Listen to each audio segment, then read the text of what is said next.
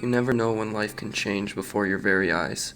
One moment you're on top of the world, the next laying on your back and you can't get up.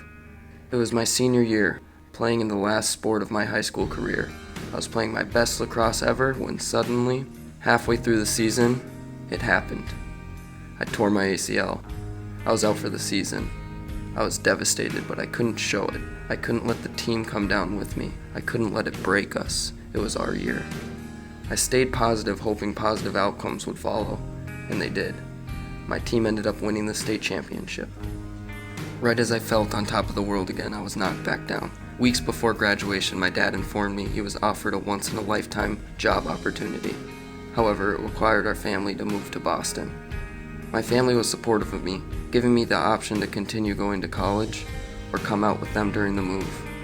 I couldn't leave the family that raised me to who I am today. In my times of hardship, my family never gave up on me, so I knew I needed to be there for them during their hardships. I never would have felt like I had a home if I hadn't gone with them. I would have been away at school, going back to Boston, a town I've never been to before.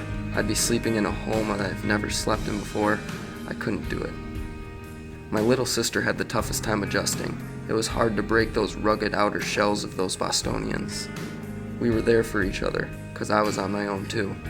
I spent a year of my life without friends, and I really missed them. I was on my own.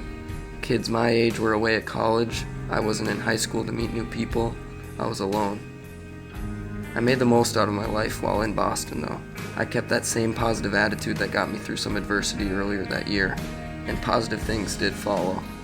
I got my first full-time job, my first car. I also started coaching the freshman lacrosse team at my sister's high school. But with all that, I still was missing something dear to me, and it wasn't just my friends. I was missing home, where I grew up, where I spent 15 years of my life. I missed Minnesota. I applied back to the University of Minnesota thinking it would be a guarantee I would be accepted. I mean, I was the previous year, but it wasn't the case. I got waitlisted. Then after that, they were unable to offer acceptance at this time. The wait continued.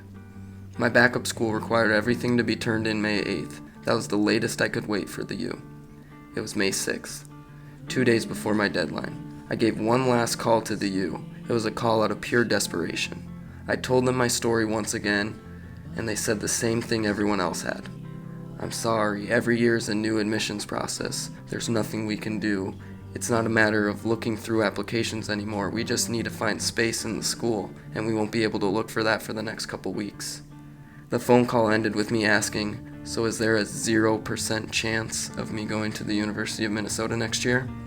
And they replied with, unfortunately, that's the case, I'm sorry. I was devastated once again. I questioned, why did I take the year off? I thought it was the easy decision, the right decision. It gave me time to rehab my knee. I could feel like Boston is a new home to me. I could help out my family in the time of need. And after all, what's 1 year gonna mess up in the grand scheme of life?